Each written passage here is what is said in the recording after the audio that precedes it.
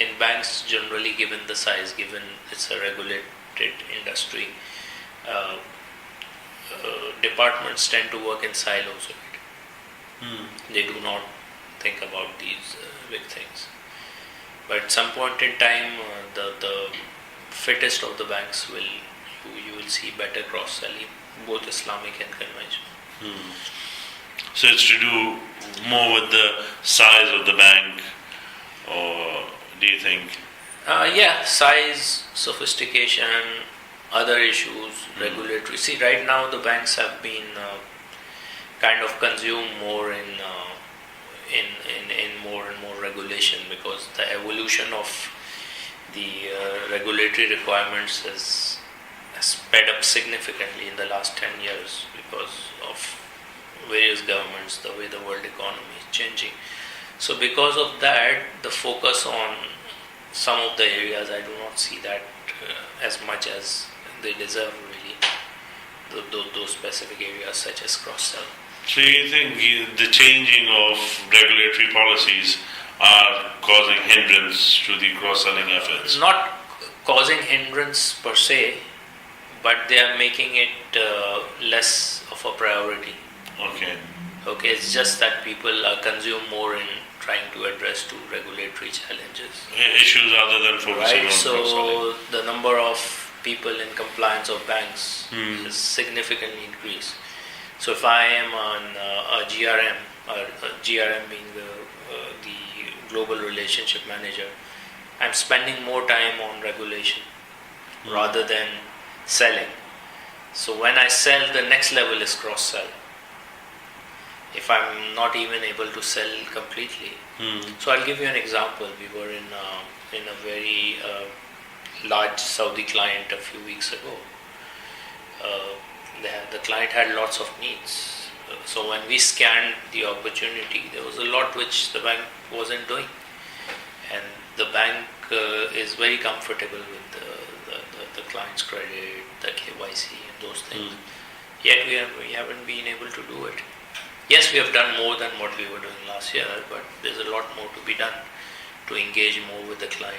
And it's just because of the policies you regulate. Just because, in our situation, because of the merger also, we were we were getting the shop in order also. But So now coming more to the practical side, how does your firm engages in cross-selling? How do they implement cross-selling? Like, how do you do cross-selling? Okay, so if I am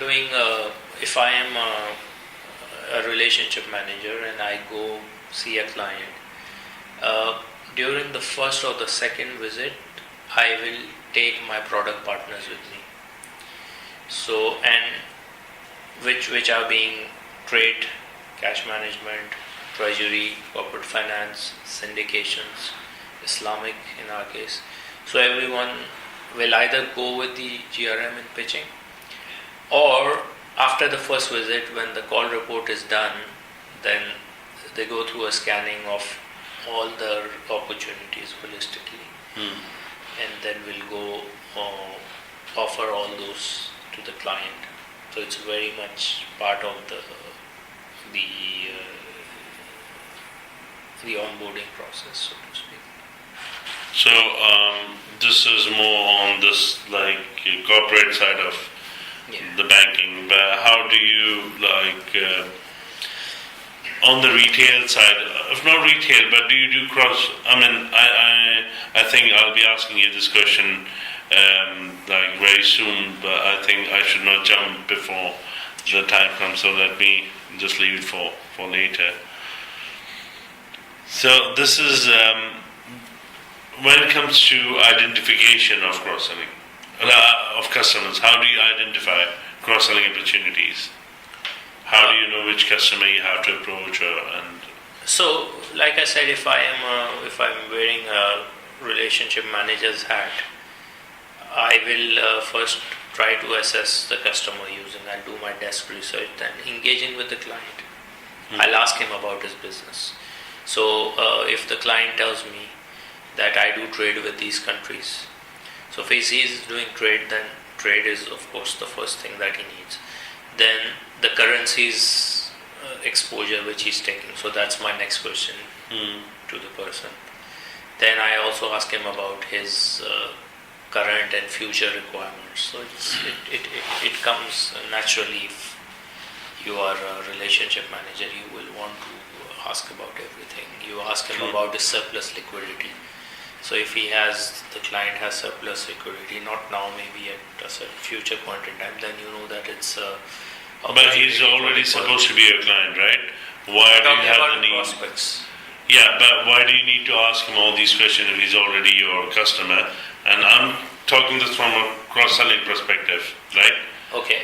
So So- if it's an existing customer, his requirements will be changing, right? So my customer, the one I met in Saudi, was already a customer, but they are making a plant in a different country. So when I asked the client about his business prospects, his current challenges, his future plans, with each of them there is an opportunity, right? Yeah. Either from a new initiative there is an opportunity, or even from existing. I mean, we cannot assume that we are doing everything from him from day one. Maybe he's not happy with his other bank for something. Maybe I am providing him financing and he's going to another bank for treasury. Okay, so in my example, for instance, a lot of products we were not doing as legacy FGB on the treasury side, but after the merger we are. So to my very client, I can offer him those, which wasn't the case before.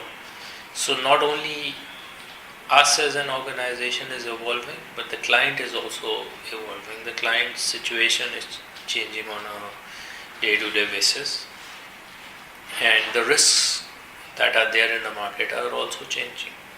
So my client, if the client is doing business in Africa, was doing 5 years ago, but the way the currencies have been moving in the last 4-5 years is a new opportunity. So the hedging requirement changes, right? Yeah.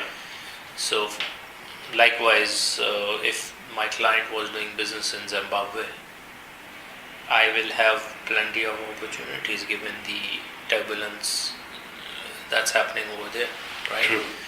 So it's dialogue basically which leads So- to these opportunities. You do not have a system in place which should identify these opportunities for you, Analytics and those kind of things. like data mining and I understand that's more to do with the retail side. Precisely. Yeah, but still there are certain sophistications when it comes to data mining, technology, engineering. So it's not done on the corporate side at all. 4,000 customers, right? Yeah, What so- will you do with that? You can, I mean, ideally, yes, I would want a system to be able to tell me all that. But it's I done feel more like on an individual basis. on an individual basis. Plus, we have a CRM system which kind of, whenever the RM goes, he puts in all the data, the call report, the opportunities, so the other product groups get to know about it. So it's there, but at a very basic level, and it's not just us. Anyone doing corporate banking would be doing something like that. It won't be a hardcore data analytics as you find on. If you ask our colleagues on the retail side, they'll tell you they do all that because that's how that business works. So they also don't have... They do, of course, they have. Yeah. But I was coming to this point of, do you segment your customers for best cross-selling targets? Do you segmentation you know what individual is what worth, and then you also look into their buying behaviors, their spending behaviors, and but again, we're corporate customers. Right? Yes. So that should not mirror the same. So we look at the customer's cash cycle, cash conversion cycle. That's what we call. So we look at the client's requirements from the time he buys, from the time he gets the money from his customers. But since you're an Islamic also, so you must be having some idea of both retail and corporate, right? Like, I'm not specifically into retail. I also want to have an idea about the corporate side, which you are giving me very well. But when it comes to segmentation, like, conventional banks, they have been doing this kind of data mining, technology reading, and data mining, engineering since 1990s, early 1991. And they have introduced a lot of models how to approach or how to predict what customer will be buying next. So they have this kind of technology already in place since 1991. Well, that was a time when even computer technology was not that advanced, like home computers were not there. So now when I'm talking about that, as compared to that, how do you think the present Islamic banks, not only about your bank, but in general, if you have some idea about the Islamic bank, how do you think they are? Where are they when it comes to that kind of level of sophisticated, like data mining and technology? Do Islamic banks have that sort of IT infrastructure that like feeds into supporting the cross-selling prospects of I think for you to, again, this is more on the retail side, corporate side. Even conventional banks won't have that level of sophistication, right? I see. Yeah. You would not. I mean, we have 4,000 corporate customers. We will not. But what do you think, like conventional or Islamic? But you must be having some idea. What do you think?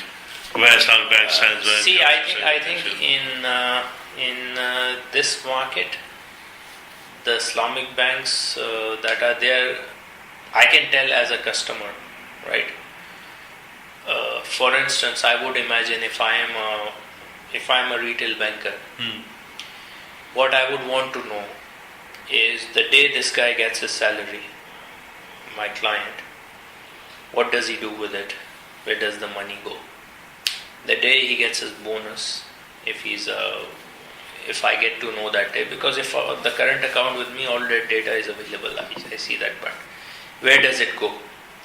So ideally what I should do is the day he gets his a higher sum or any unusual sum, I can have systems support me on that. I would want to offer wealth management products, or I would want to offer some car financing or something. I want to captivate that flow, right? As a customer of a few Islamic banks, I don't see that at this point in time. Okay, I don't see that, which to me is an opportunity loss, really. Right? If I were a retail product manager, I would definitely look at these things, all these patterns. The only thing which I get is that they look at my credit card, because I have credit cards with some Islamic banks. They always call me for cash advance. And the second problem I have is when they call me for the cash advance, I tell them I don't need, they call me again next week, which annoys me. They are Islamic banks. Islamic banks. Okay. So they keep chasing me for something which I don't need. So based on that, I can deduce that they do not have a good data mining. But at the same time, the conventional banks also keep calling me for a few things which don't necessarily relate to my requirements. Yeah. Right? So they say I'm a non-customer for them, but what they're offering me, for instance, they should know, if they're calling me, they should know my nationality, what are my likely patterns and all, but they don't. They send me messages, if you want to send money to India. I mean, I will not, I don't.